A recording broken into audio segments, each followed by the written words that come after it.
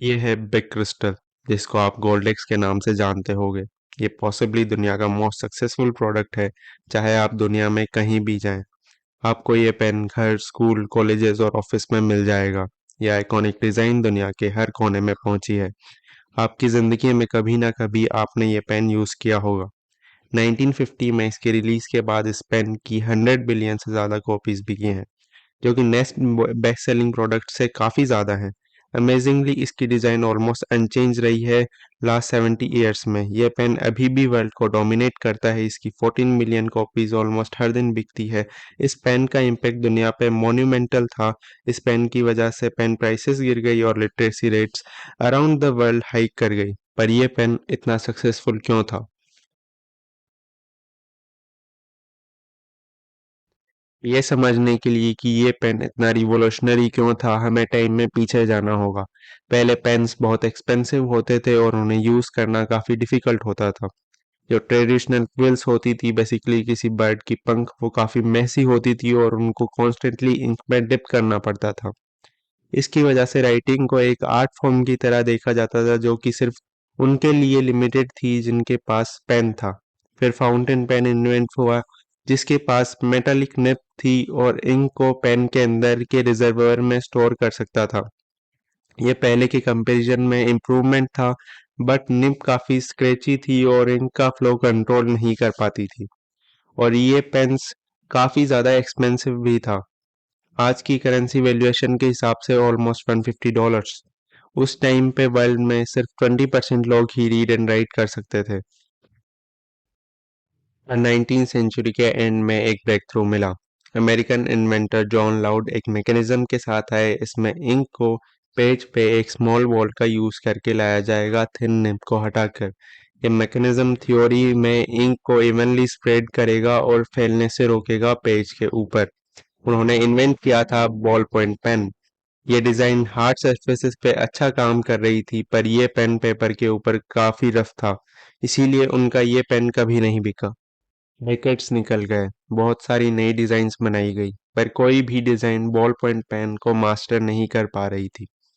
अगर ball socket में ज़्यादा टाइट हो जाती तो इंक क्लॉग हो जाती और पेपर के ऊपर नहीं आती। अगर बॉल लूज हो जाती तो इंक पूरी बाहर निकल जाती। इसे एकदम परफेक्टली बनाना काफ़ी डिफ़िकल्ट था, क्योंकि छोटी सी बॉल एक्यूरेसी के लिए काफ़ी डिफ़िकल्ट थी। फिर कहानी में आते हैं लेस्लो बायरो। उन्होंने रियलाइज़ किया कि इस प्रॉब्लम का सॉल्यूशन इंक में है। उस टाइम के इंक्स वाटर बेस्ड होती थी, जो कि काफ़ी थिन, लीकी और स्लो ड्राइंग होती थी।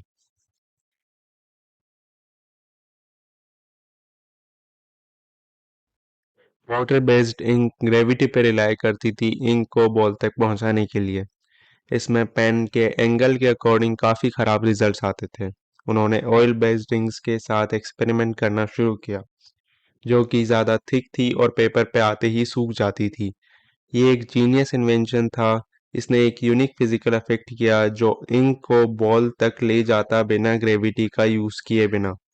ये कैपिलरी एक्शन होता है।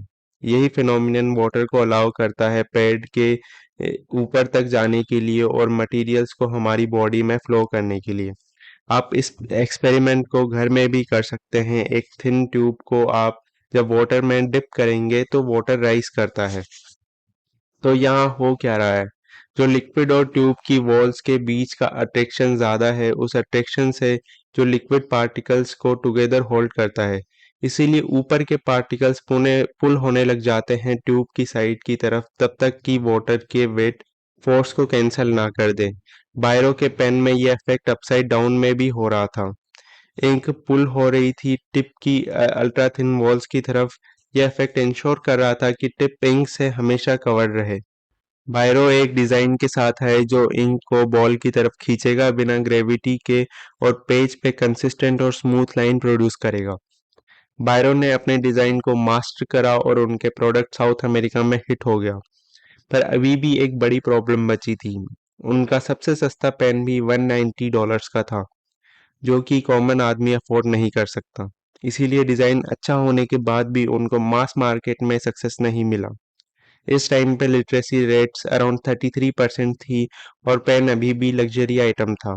पर कुछ सालों बाद फ्रेंच मैन्युफैक्चरर मार्शल बी ने बायरो का पेन देखा और उनके इस पेन में बहुत बड़ी अपॉर्चुनिटी दिखी।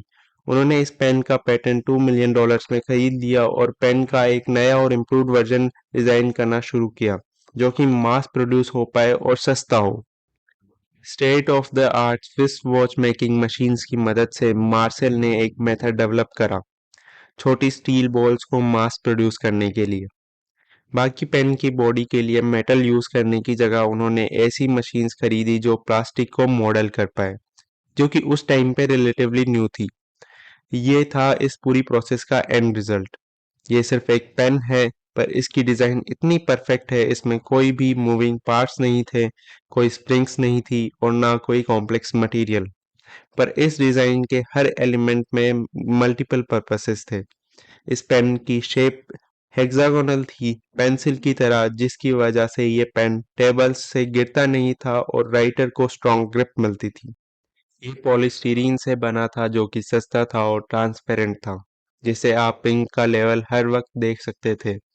बैरल पे एक छोटा सा होल था जो एयर को अंदर अलाउ करता था, ताकि एयर खाली होने वाली इंक को रिप्लेस कर पाए। बॉल इतनी एक्यूरेटली मशीन थी कि इतनी स्पिन होती थी कि पेपर के ऊपर इंक आ जाए। जब पेन यूज में नहीं था, बॉल एक सील क्रिएट कर लेती थी, जो कि इंक को नीचे गिरने से बचाती थी। अगर आप पेन को उल्टा कर दो, कैपिलरी एक्शन और सरफेस टेंशन इंक को नीचे नहीं गिरने देते थे। पेन में ढक्कन, जिसको आप क्लिप की तरह भी यूज कर सकते थे, जो कि पॉलीप्रोफिलीन से बनी थी, जो कि इम्पैक्ट्स को इजीली एब्जॉर्ब कर लेता था। पेन इतना सिंपल था और पुराने पेन्स की सारी प्रॉब्लम्स को सॉल्व कर रहा था। सबसे इम्पोर्टेंट, ये पेन काफ़ी सस्ता था। 1950 में सिर्फ $2 का था। ये product around the globe instant success था। उन्होंने पूरे ग्लोब में इस पेन की फैक्ट्रीज लगाई। 1953 में वो 40 मिलियन पेन्स हर साल बेच रहे थे। राइट और ड्रॉ करना अब इजी हो गया था, क्योंकि इस पेन को सब अफोर्ड कर सकते थे। दुनिया को इस प्रोडक्ट की काफ़ी ज़रूरत थी। आगे आने वाले 50 सालों में इस पेन की 100 बिलियन से ज़्यादा कॉपी सेल हुई और लिटरेसी रेट्स 35% से 19% बूम हो गई। इस पेन के बिना लाइफ इमेजिन करना इम्पॉसिबल है, और इस पेन की डिज़ाइन अभी भी सेम है। ये दिखाता है कि ये पेन कितना परफेक्ट था।